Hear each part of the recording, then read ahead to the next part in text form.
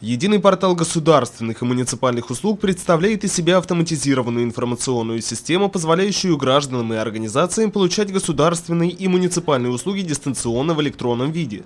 С некоторых пор возможности данного сервиса в полном объеме распространяются на услуги отделения по вопросам миграции отдела МВД России по городу Сибай.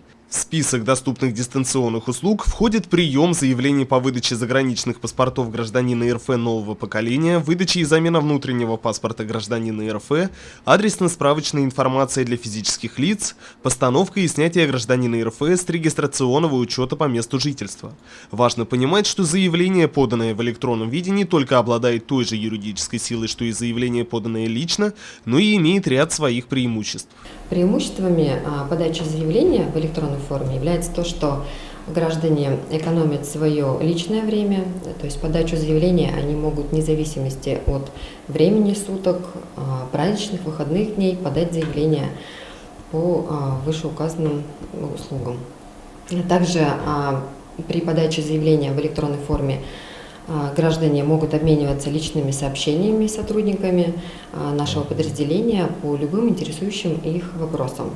Гражданам, подавшим заявление в электронной форме, предоставляется преимущество при приеме документов, то есть такие граждане у нас принимаются в первую очередь.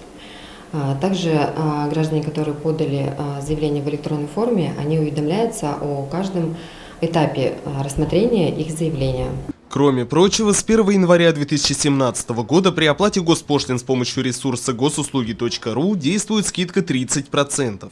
Так, восстановление российского паспорта обойдется гражданам не в 1500, а в 1050 рублей. Выдача национального водительского удостоверения 1400 вместо 2000. Оформление загранпаспорта для взрослого населения 2450 рублей вместо 3500. Для детей загран обойдется в 1500. Возможность экономить при подаче заявления на государственные услуги сохранится вплоть до 1 января 2019 года. Для этого гражданам нужно предпринять ряд несложных действий. Необходимо подать заявление в электронной форме, а затем выбрать безналичный расчет, либо через кошелек электронный, либо через номер телефона. Все упомянутые услуги и многие другие доступны по адресу госуслуги.ру. Для получения доступа к личному кабинету необходим ключ простой электронной подписи, который можно получить в МФЦ города Сибай, либо в кабинете 305-305А городской администрации.